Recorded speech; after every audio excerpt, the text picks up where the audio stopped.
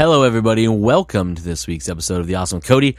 As usual, I'm your host, C.O.D.Y, and today is a brand new theme for February. We are starting off on a different kind of thing. Not really different. Basically, this month we're celebrating the adaptation work of Joe Hill. So all the works, all of them, the four of them, in honor of the release of Locke Key on Netflix, coming this Friday, January 7th. As of right now, it is Friday. You're hearing this on Wednesday, so in 2 days you can watch it. I will be doing that the last week of this month so I can watch all of it. But the works we're going to talk about this month. So today we're going to talk about horns. Next week we'll talk about Nosferatu. The week after that, we'll talk about In the Tall Grass. And then last but not least, of course, will be Locke Key, the Netflix adaptation. All right, so let's talk a little bit about Joe Hill. I've talked about Joe Hill before on the show, as well as on the main show.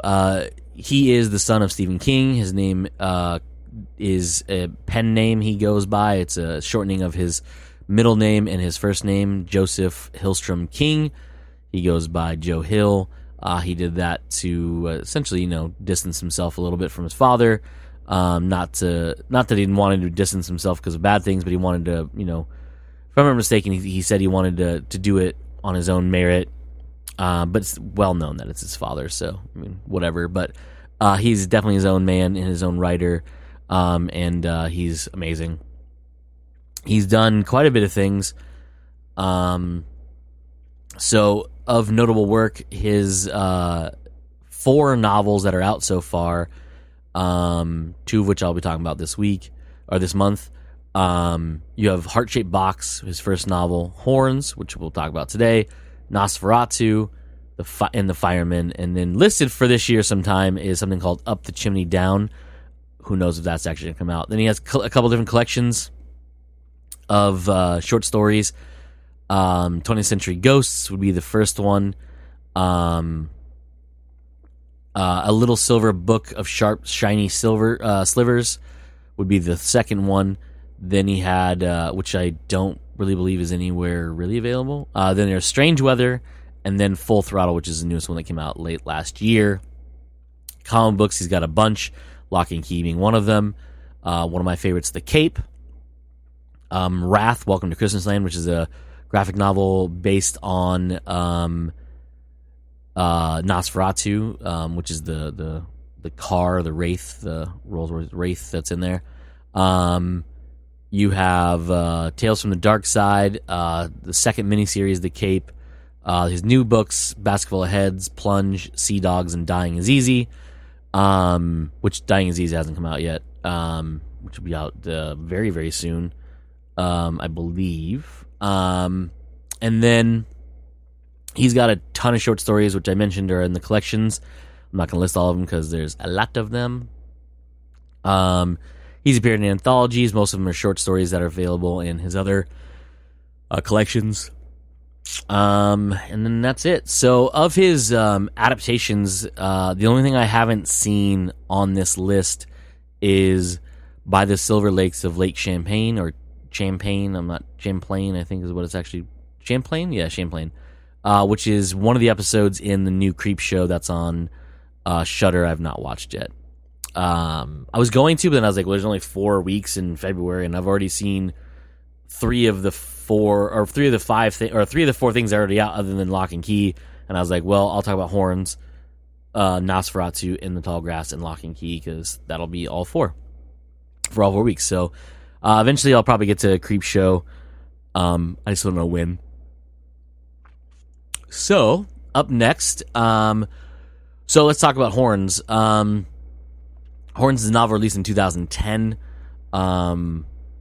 It was Joe Hill's, like I said before, this is his second novel. It was it's considered a dark fantasy novel, but it's the story. I'll give you a quick quick synopsis of it. So the main character Ig, who basically wakes up in the morning in the woods after a drunken night, and he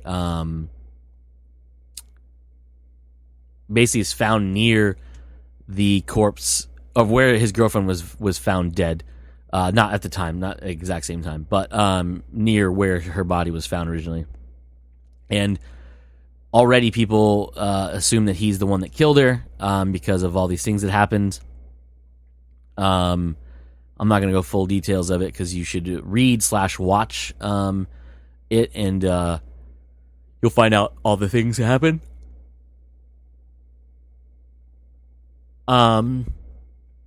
So the book is basically broken into 5 parts. Right? 5 parts? 5 parts. You have Hell, Cherry, the Fire Sermon, the Fixer, and the Gospel according to Mick and Keith.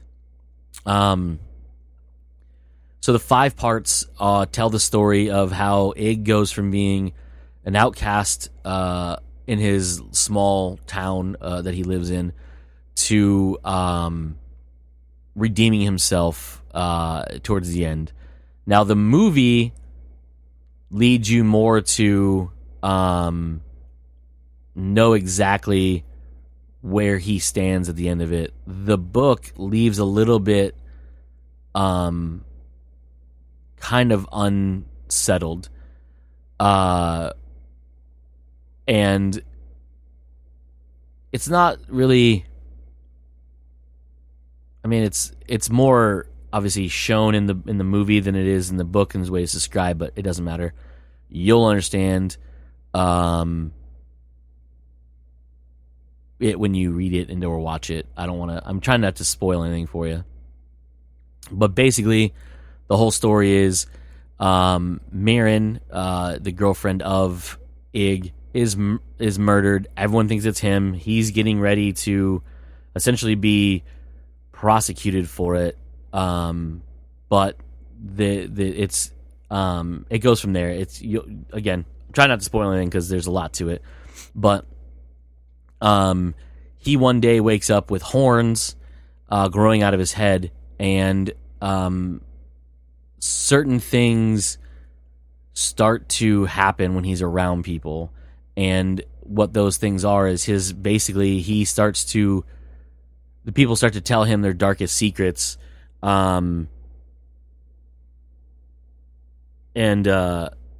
he doesn't know what's going on. He's confused because he thinks like everyone's like, hey, like you should notice I'm growing horns, but no one really pays attention to him. But they see it, but they don't see it. And so they start to react to him, but instead of like, oh my God, you have horns, they just blurt out things, and he starts to learn that what's happening, and he starts using that to his advantage. And then he starts forcing people to tell him the truth, to figure out what exactly happened, because he keeps telling everybody he's not the one that murdered Marin. And so he essentially uses that power to find out who killed her and what happened.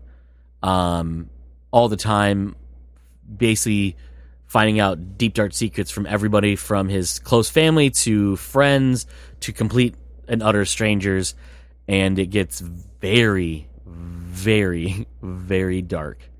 And again, I'm not going to spoil anything.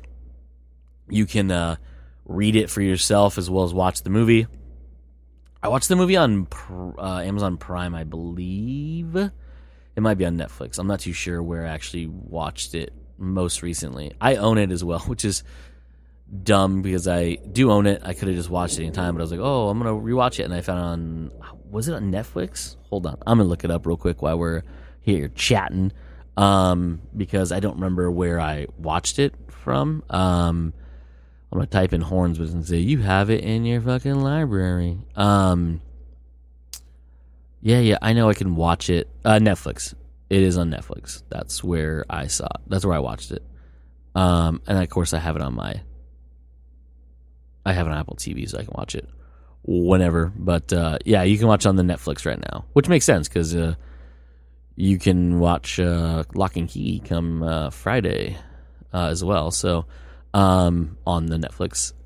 In the Tall Grass is on Netflix as well. The only thing is not, as far as I know right now, the first season of Nosferatu can be either watched on AMC Premiere, I believe it's called, which is their streaming service, as well as then you can watch it. I think it's still available to watch on demand if you have a subscription through TV, cable or satellite, as well as if you have Shudder, which you can also watch Creepshow on. You can, I believe, the first season is on Shudder as well, so you can watch it there. But Horns, anyways, is available on Netflix right now. So the big thing about this book is it's got supernatural stuff in it. It's got religious things in it, including a church. But anyways, so that's it for the book. The movie is actually pretty spot on. There's a lot of inner monologue stuff that goes on that doesn't really happen so much in the movie because it's hard to kind of give you that disembodied voice of Ig's inner monologue. But as to who stars in it, there are.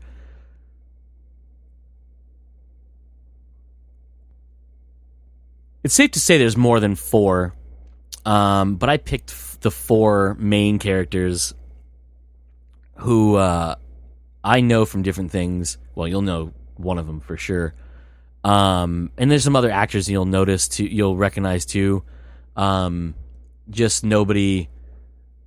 Actually, I'll leave that one. So 5. I'll say 5. 5 really big names you know from this. I know there's actually.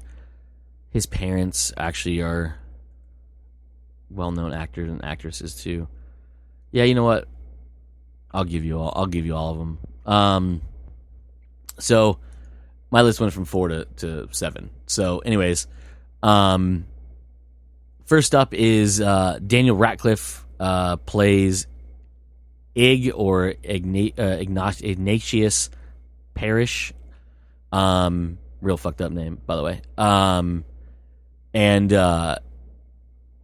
he is fantastic in this movie. Most like anything he's actually in he's pretty goddamn amazing in pretty much everything I've seen him in, including if you haven't seen the trailer for Guns Akimbo, I believe it's called, his new weird ass fucking movie he's gonna be in. I highly recommend you see it because watch that trailer. It's fucking bizarre, and I cannot wait to see it because I think it's going to be hilarious. Anyways, Daniel Radcliffe, he played Harry Potter in the Harry Potter series. There you go. That's all you really need to know. He is Harry Potter, Daniel Radcliffe. Then you have Max. I'm going to fuck this name up bad, but it's Max Minghella. I think that Minghella. I don't know how to pronounce it. He is an English actor, which I did not know. Of works you may have seen him in most recently. I was looking through this television-wise. He is a main role of Nick Blaine in The Handmaid's Tale.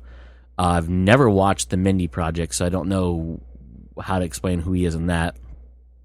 For me, I most notably know him besides Handmaid's Tale, would be The Social Network, where he played Divya Narendra. I can't remember how to pronounce that name. He's a real life person. He is the businessman who basically helped build Facebook.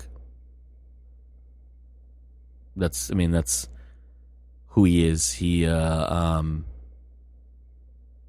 basically helped build the empire that is Facebook. Anyways, so that's he was in that. Other things you may have seen him in. I don't know any of these movies. I don't know his newest thing. Oh, Organ Donor, which I don't know. Is that technically? I think technically that's Saw, the new Saw movie, or also known as Spiral from the Book of Saw. I don't know. We don't really know what the name is yet, but it's going to be out later this year, and we're supposed to get a trailer soon. But it's the new Saw movie from Chris Rock, and it's got Samuel L. Jackson in it. Chris Rock is in it, and then of course Max is in it as well. He plays a detective in it. But anyways, so that's Max. He plays Lee. Torno, I think is how you say his name and the character's name. I don't remember, but everyone calls him Lee. And then next up is Joe Anderson, who plays Terry Parrish, who is Ig's alcoholic, drug-addicted older brother, who is also a talented musician. Joe, it took me, like, when I watched this movie again just the other day, I was like, man, I recognize this dude, and I do not know why I recognized him. And then I looked it up. It did not help. Not really notable for anything. He's been in a few episodes of things. He's in a British or American TV show called Outsiders, which is an adaptation of an Australian show, I think. It's based on a book or something. I don't know. I haven't seen it. I think it's done running. Not too sure. Like I said, I don't really know it. But he's like 14 episodes of that. Movie wise, I couldn't really narrow him down to anything. I've seen a bunch of stuff that he's in, but I couldn't pinpoint who he was in any of those. He's got a really familiar face, and I don't know why. But yeah, that's Joe Anderson, who plays Terry Parrish. Next up, Juno Temple. She plays Egg's late girlfriend, who was found raped and murdered in the woods. Juno Temple, another young lass. I could not pinpoint what I had seen her in. And looking through her list, I've seen a lot of these. I just don't know if I know which one of them was like, oh yeah, she was in that. And same thing with TV wise, she's only done like a few things in TV that I would know of. Actually, I never watched Final. She was in an episode of Philip K. Dick's Electric Dreams. Cool. But anyways, her movies. She was in Black Mass, the Johnny Depp movie. Sin City: A Dame to Kill For. I don't know if I remember that or not. I've never seen Maleficent, but she's in that, both of them. Yeah, I mean, I didn't really recognize her. She's familiar looking, but I don't know what from. So it was bad, but I was like, oh, okay, that's her. But yeah, I didn't know. Juno Temple, maybe y'all know who that is. I don't. But she plays Marin, so there you go. Next up, these next three are well-known actors, not just by name but work, and they play parents in this movie. The first one up is David Moore. David Moore plays Dale Williams, who is the grieving father of Juno Temple's Marin. And there's a lot more to it. I don't want to say. I was going to say something that would ruin part of it, but I'm not going to. But his work, I mean, he's been in a lot of things. It's also, weirdly enough, he was in that Outsiders show with Max. And again, never seen it, so I don't know. But movie-wise, you'll know him from, besides Horns, he was in World War Z. Can't tell you he's in that, but he's been in a lot of things. Most recently, he was in Concussion, the football brain injury movie with Will Smith. The Boy, which is the one I believe is the movie about the doll that's alive, which they're about to have a sequel to come out. One of my favorites, Drive Angry, 16 Blocks, Disturbia. He plays the bad guy in that. He was in The Hurt Locker, which I actually enjoy a lot, but Joe hates for weird fucking reasons, which I won't go into. TV-wise, he was in a show called Hack way back in the day. He played George Washington in the John Adams miniseries, which I love, on HBO. He's voiced Robot Chicken. He was in True Detective. Again, he was in 26 episodes of The Outsiders. I don't know what that is, but he's in that. And then he's I haven't watched it, but he's in The Deuce. And he's in one episode of The Morning Show on Apple TV. But yeah, David Moore, if you see him, if you Google him, you'll recognize him, be like, oh, that guy. And then you'll think he's someone else, but you've seen him in things. He played George Washington and John Adams, so I mean, that's pretty cool. Next up, James Remar, famous for being, so he plays Ig's father, who goes by the name of Derek Parrish. He is automatically always, to me, recognizable as Harry or Harry Morgan from Dexter. He plays the cop who basically raises Dexter to be a conscionable serial killer. Also makes him go into police work, which is real fucking weird. Anyhow, he's been in a lot of stuff. Most recently, he was in Once Upon a Time in Hollywood as Ugly Owl Hoot. I don't know why that's the name, but in there. Again, TV-wise, he's been in a bunch of things. Dexter would be the number one thing that you could point him to being. But yeah, I mean, he's been in a lot of things. He's in Black Lightning? I didn't know that. Holy shit. Okay. Well, that's interesting. I didn't know he's been in 38 episodes of that. He must be main character in that show.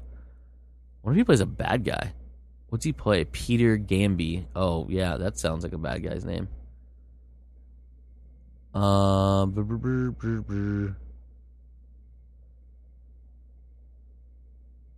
Mob Hitman. Okay, there you go. I was right.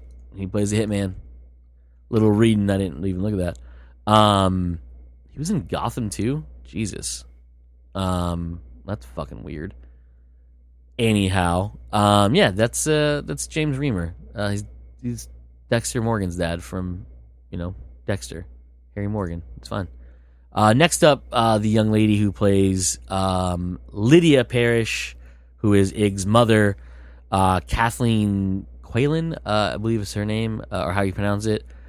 Again, I can't pinpoint something you would be like, oh yeah, her, but she's been in a lot of stuff, and if you see her, you'd be like, oh yeah, her. Bunch of TV movies.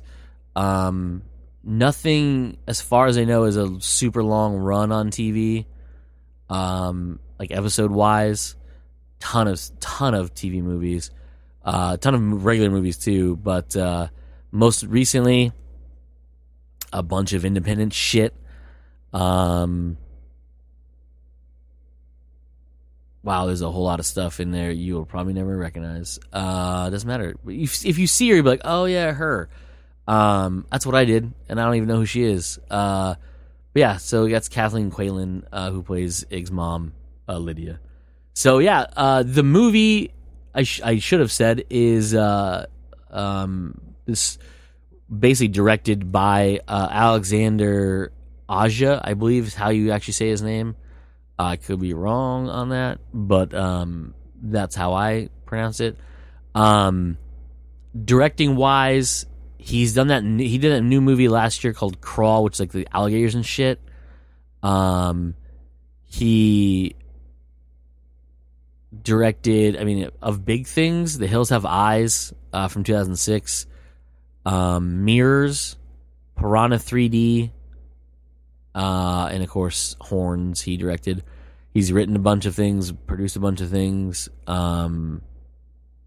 other things on stuff too. But yeah, that's Alexander Aja is his name. But yeah, that's it for the movie. I think the movie did a good job, but maybe I read the book first, so I kind of knew what was going on, which is, I keep thinking that helps me understand things because I can recall things that are happening in the book, and that's why they're doing things. I don't know. I didn't actually read reviews or anything about this movie. I just read the book, and I was like, fuck yeah, I'm going to watch that movie. And then I eventually watched it. You know, it was cool. It's dope. It's a very powerful movie, a very powerful book. Not where you think it's going to go. Real fucking dark, by the way. I'm just going to let you know it's not for the kids. It's very, very, very dark. Tone and source is very, very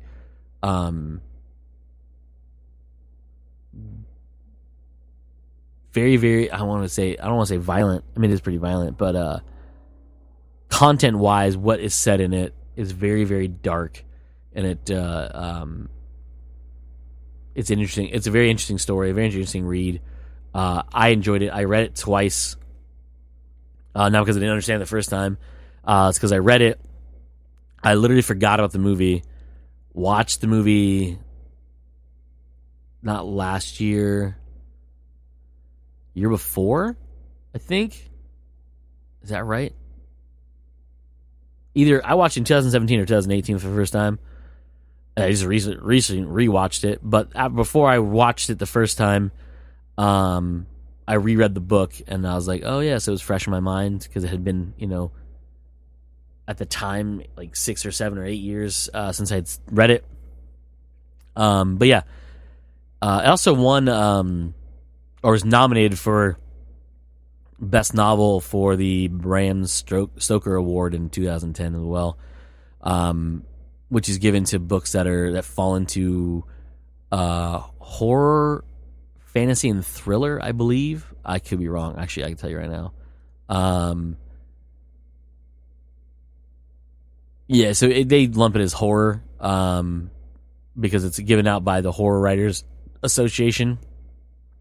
But